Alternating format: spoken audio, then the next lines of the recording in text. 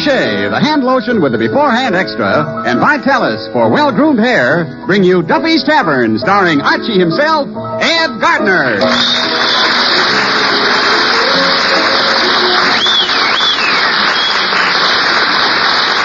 Here's the proven way to keep your hair well-groomed. The way successful men in both sports and business keep their hair looking its very best. It's Vitalis and the 60-second workout. See how the Vitalis workout helps your hair, stimulates your scalp. See how it prevents dryness, routs loose dandruff, and helps check excessive falling hair. And see how Vitalis keeps your hair handsome and healthy looking with never a trace of a greasy patent leather shine. For there's not a single drop of mineral oil in Vitalis. So try Vitalis and the 60-second workout. You'll like it, and you'll like what it does for the looks of your hair.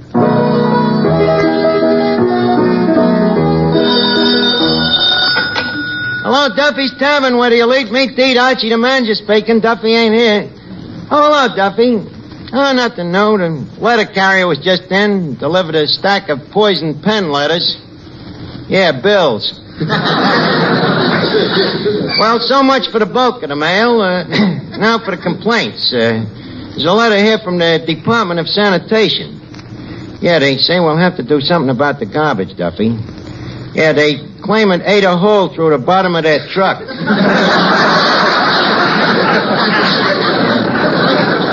Well, look, I'll call you back. What else have we got, Eddie? Well, here's a personal letter to you from the finance company. Oh, yeah? Yeah, they say if you don't settle up right away, they're going to throw you in jail. Oh, yeah? What else did they say? I don't know. I ain't opened it yet.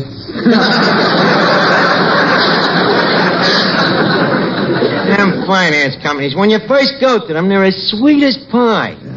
Just overlook a couple of years' payments and you find out their real character. Hey, wait a minute. Look at here. A letter from the Ritz-Carlton.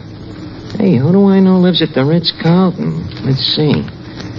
Yeah, dear Archie, haven't seen you since our old days at PS4, but have often thought about you.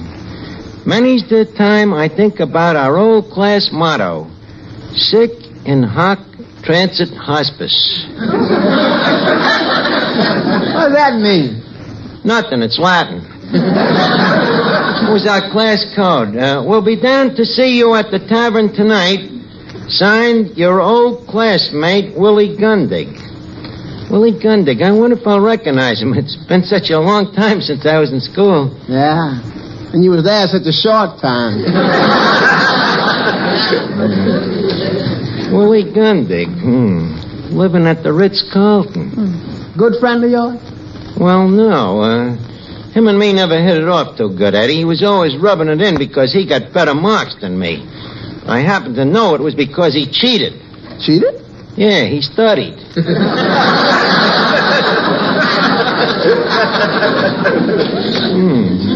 Living at the Ritz-Carlton. I never could stand that guy. Always thought he was such a big shot just because his old man owned his own push cart. Always walking around with his nose in the air like he was smelling something bad. Hello.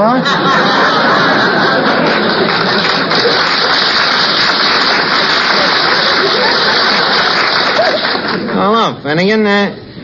Finnegan, guess who I just got a letter from? General Smuts? No. Well, then I give up.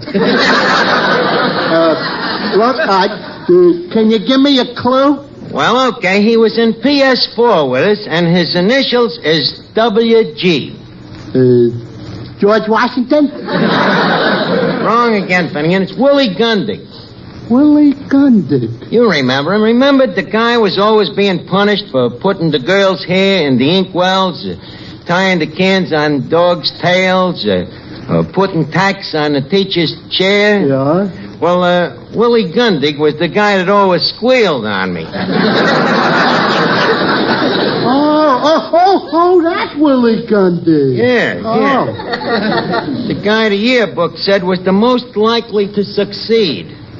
Hey, wait a minute. I wonder if I still got that yearbook here in the safe. Good old PS 4? Yeah, 4. Wonderful school, Eddie. What memories it brings back? That was the good old days, huh? Yeah, they don't make days like that no more.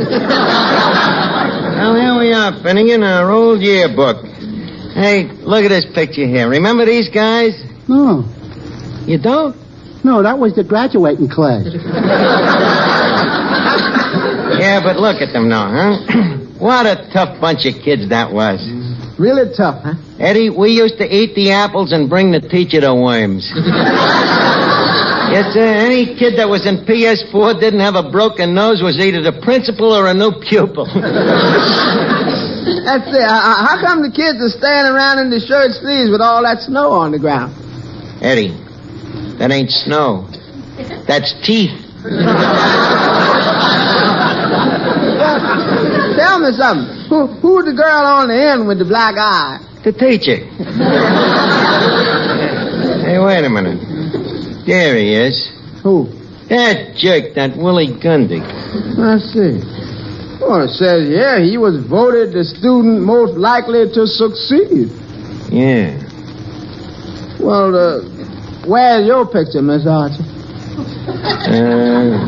Somewhere there. It's hardly worth looking for, though. It was a very bad picture. Hey, wait a minute, Arch. Here it is on the next page.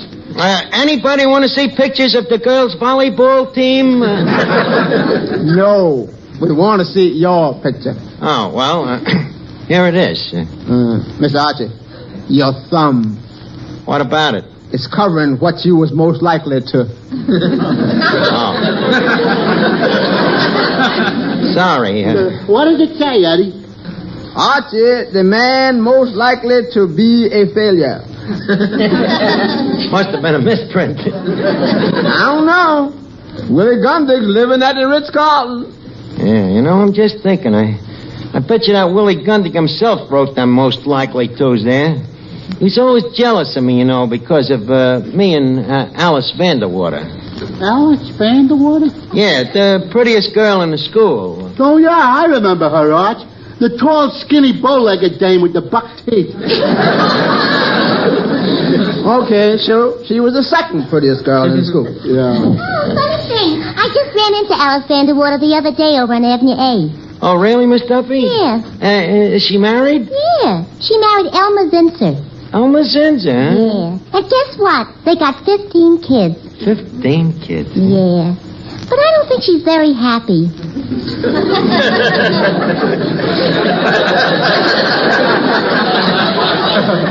Tell me, why? She says she can't stand Elmer.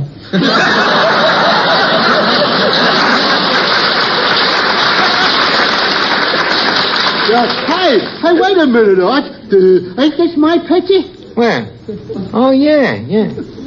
Finnegan, what was you doing with the debating team? Arch, what do you think they was debating about?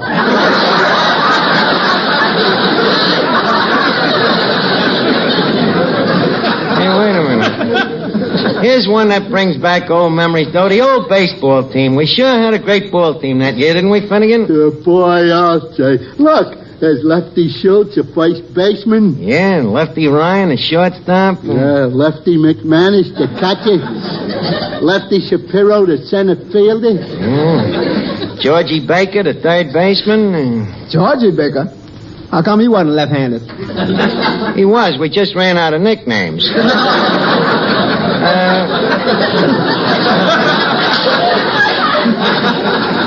By the way, Finnegan, tell Eddie who was the star of that team. Oh, you tell him, Arch. Well, I don't like to brag. Oh, come on, Lefty, tell me. Well, Eddie, I'll never forget the day we played PS6 for the Division C championship. Get this, Eddie. Get the drama. I'm pitching for PS4, see? It's the ninth inning, there's 2 out, and the bags is loaded, see? Up to the plate comes home run Feigenbaum. The heaviest hitter on PS6. So I give him a cool look in the eye for a couple of minutes, and I start me wind-up, see? Eddie, I threw 3 straight strikes at him. The guy never got his bat off his shoulder. I'm telling you, the crowd went nuts. That strikeout won the game for PS4, huh? Not exactly. They nosed us out 43-0.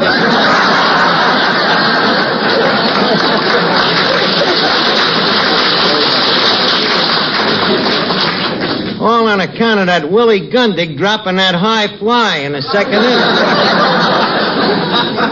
The guy most likely to succeed. Happens a lot of other PS4 guys succeeded, too. Oh, Archie, stop bragging. You know the PS4 turned out nothing but bums. Oh, yeah? What about Al Peters, for instance? Who's he? Only the chief herring salter at the Fulton Fish Market.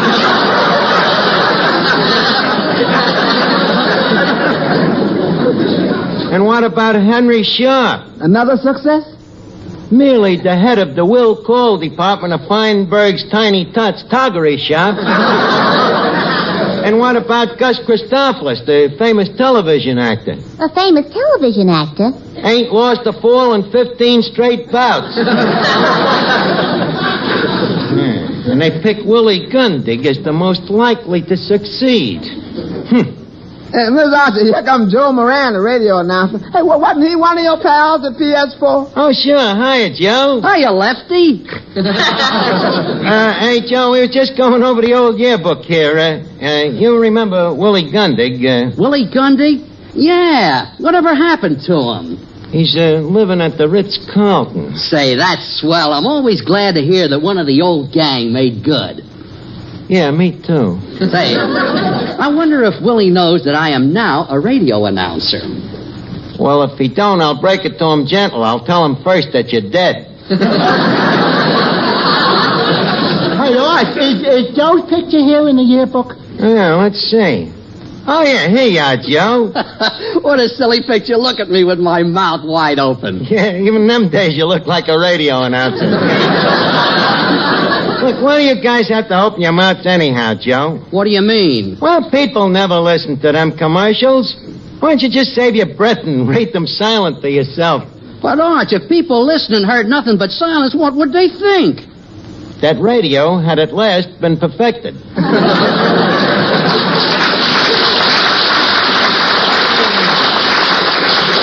Oh, look, Arch, that's silly. You mean I should just stand there and move my lips? Why not? Go ahead, just move your lips and see if I can tell what you're saying. Well, okay. Touche is the different hand lotion? Right.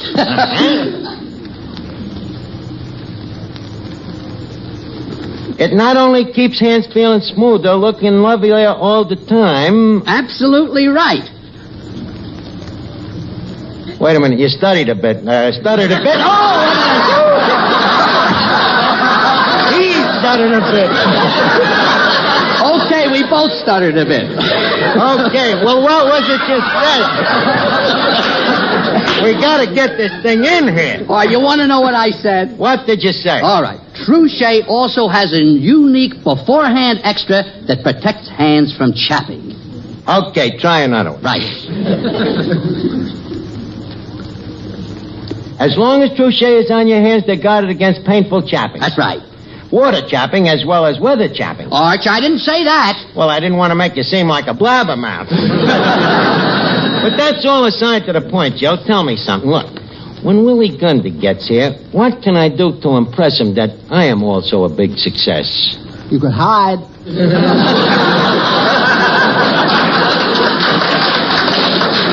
You know, Arch, you sound like you're sore at Willie Gundig. Me sore? Why? Just because he's living at the Ritz-Carlton? I'm glad he's a success. Good luck to him.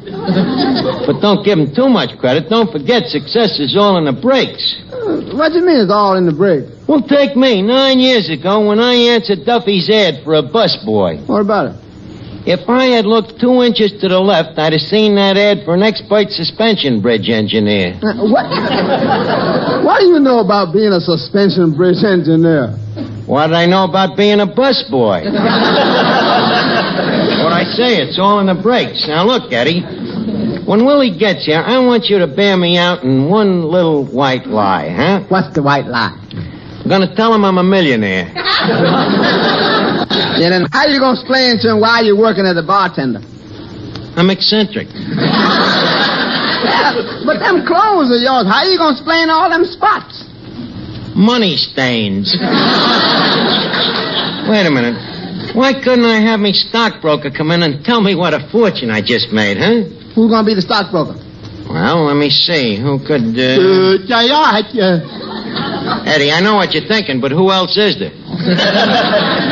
Look, Finnegan. Yes? When Willie Gundy gets here tonight, I want you to tell him that you're a big stockbroker from Wall Street, see?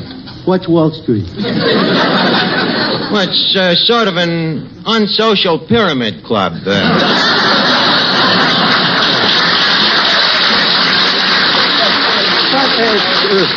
Look, Archie, if I'm going to be a broker, shouldn't I know something about stocks?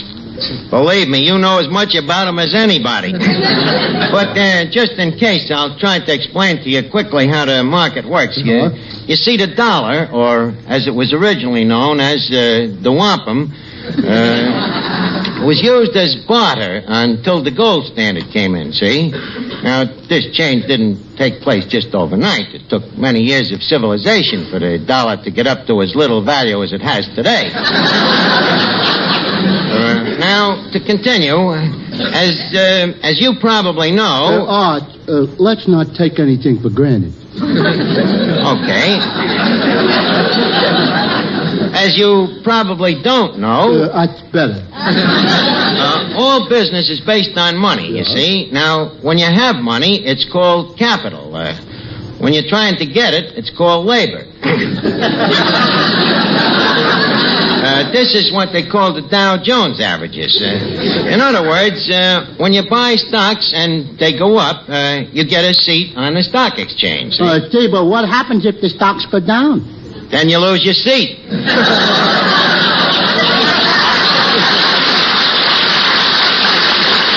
Well, look,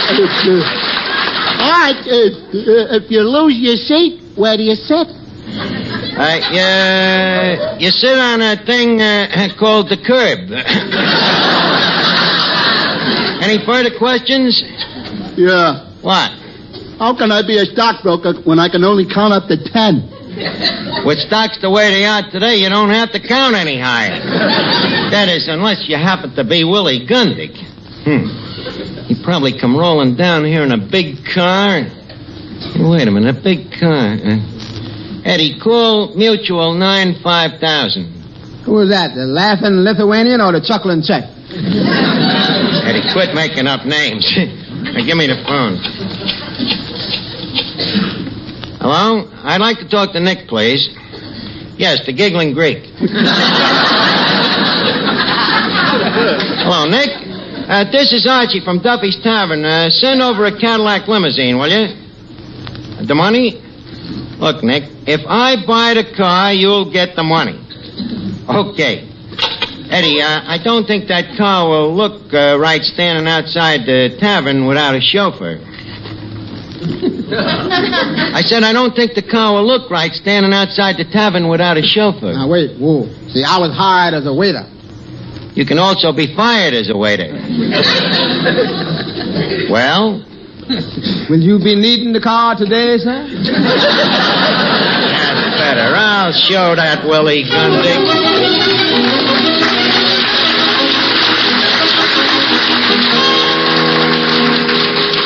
Good afternoon, sir. I'm looking for the gentleman who ordered the new limousine. I am that millionaire. You? You see any other millionaires around? Come on, chauffeur. Leave us go outside and take a look at the car. Well, there she is, gentlemen. A brand new 1949. Hot ziggity. Man, with a car like that, I could be the alley con of Harlem.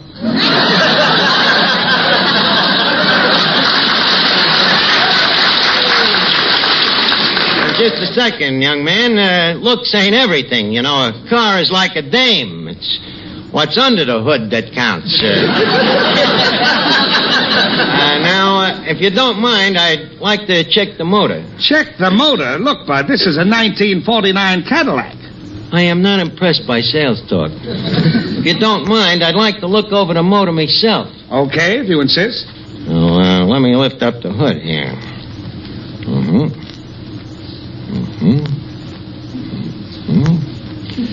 Yeah. Looks like a pretty good motor. You're looking in the trunk compartment.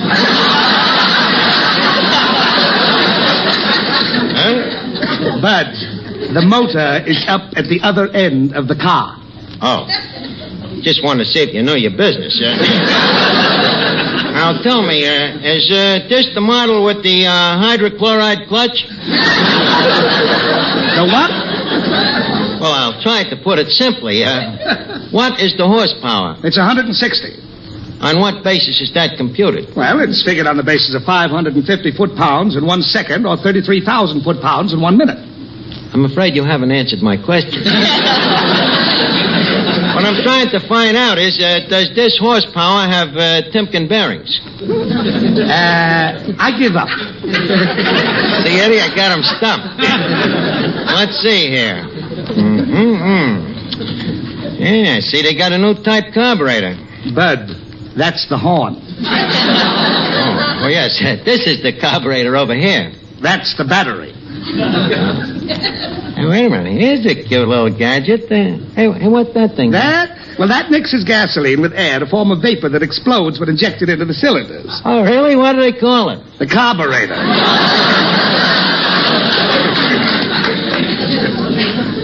You was doing better in the trunk rack. You was in there with me, I think. Look, young man, just leave the car parked here at the curb for a few hours, and I'll think it over. By the way, what's the price? $6,000. Only 12,000 payments, and she's yours. Yeah, it's worth it, though, just to burn up that Willie Gundig. Well, look, young man, as I say, I'll think it over. Just leave it parked there in front of the tavern for a few hours until I make up my mind, huh? Okay, but you don't mind if I take the key, do you? Not at all. Just be sure that you leave the price tag on in a prominent place.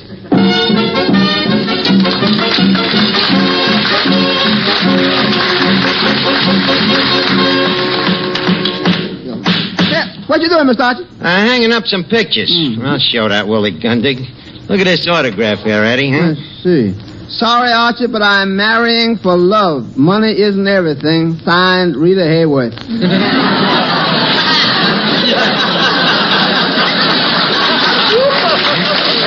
Me, the man most likely to be a failure. Give me another tack, will you? There you are. I want to hang up this map of the world. Yeah. How's that look, Eddie? Let me see. To Archie, thanks for the loan. Signed, France, Italy, and Great Britain. And that's the same Archie that was voted the most likely to be a failure. Wait till that guy gets here. Between me stockbroker, me chauffeur, me Cadillac, and them autographs, I'll have that Willie Gundig borrowing money from me. Hey, wait a minute. This looks like him coming in now. Willie? Archie? Yeah. You ain't changed a bit.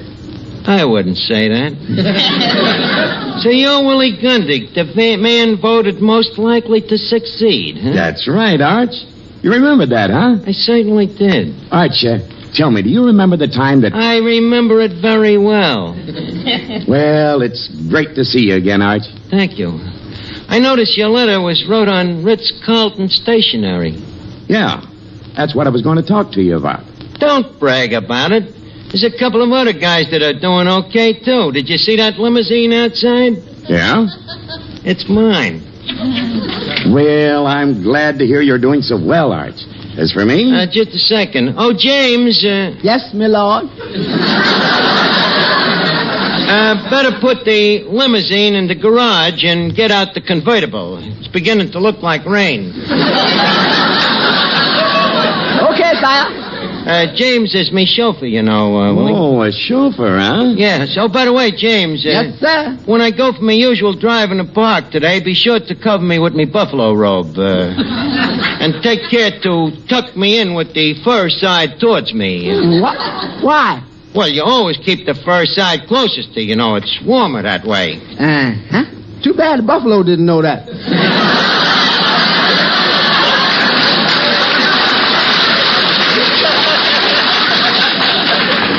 That'll be all, James. Now, Willie, enough about my fabulous success. Tell me about yourself. Well, I'll tell you, Arch. That Cadillac, cost $6,000. Well, it's as sure a surprise, Arch. You know, I always thought you'd end up... Well, you remember what the yearbook said about you. Leave us not bark at sleeping dogs. Now, where was we? Oh, yes, you was talking about what a big shot you was. Well... excuse me a minute. Oh, stockbroker, Yeah, Chief. have we heard anything from the Secretary of the Treasury? Yeah, he says he wants you to send in your taxes. The government needs the money. Oh, how much is me taxes? $500,000. Okay, go down to the bank and get it. Wait a minute, forget the bank. Take it out of petty cash.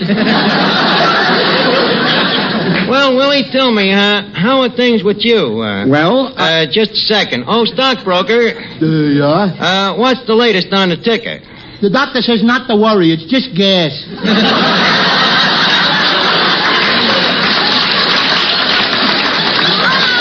My broker was slightly stunned in the crash of 29, But enough about me and my sensational success. Tell me about you, Willie. How you doing? Well, frankly, Arch, I could use $10. Oh, stockbroker. What did you say, Willie? I could use $10. You mean you're broke? Yeah. But how can you be broke and live at the Ritz-Carlton? I don't live there. I just work there. That is until yesterday. Then why did you write your letter in their stationery just to look like a big shot? Well, I can explain that, Arch. Willie, if there's anything I hate, it's a phony. Arch, don't get sore. I just thought maybe for old time's sake you could let me have $10. It wouldn't mean anything much to a guy like you. Oh, a Cadillac. I guess $10 ain't gonna break a man of my means. James. Find some other means. Yeah, you really need the 10, huh, Willie? I sure could use it. Okay, kid. Here's $10. Thanks, Arch. You're still a great guy. And if I run into any of the old gang, I'm sure gonna tell them what you did for me. Please just tell the ones with money. Well, nice to have seen you again, Willie. Sick in hot transit hospice. So long, Arch. So long, kid. Good old Willie. Nice guy, Eddie. I always liked him. To be a failure, and here he has to come to me for a lousy $10. Ain't it funny how life sometimes works out? Men, the quickest way to discover something better is to try it. That's why I want you to try Benex Brushless Shave Cream. Benex is the new wonder shave with a sensational beard-softening formula that has brought better shaving to thousands of men. Benex Brushless leaves your face feeling extra smooth and comfortable. And Benex doesn't clog your razor or drain either. But don't take our word for it. Just try Benex yourself. Get a tube at your nearest drug counter. Or we'll send you a trial tube free. Write your name and address on a postcard and mail to Benex, B-E-N-E-X, Empire State Building, New York, 1, New York. Remember, buy Benex Brushless. Or try it free by writing Benex, Empire State Building, New York. Hurry, offer limited. This is NBC, the national broadcasting company.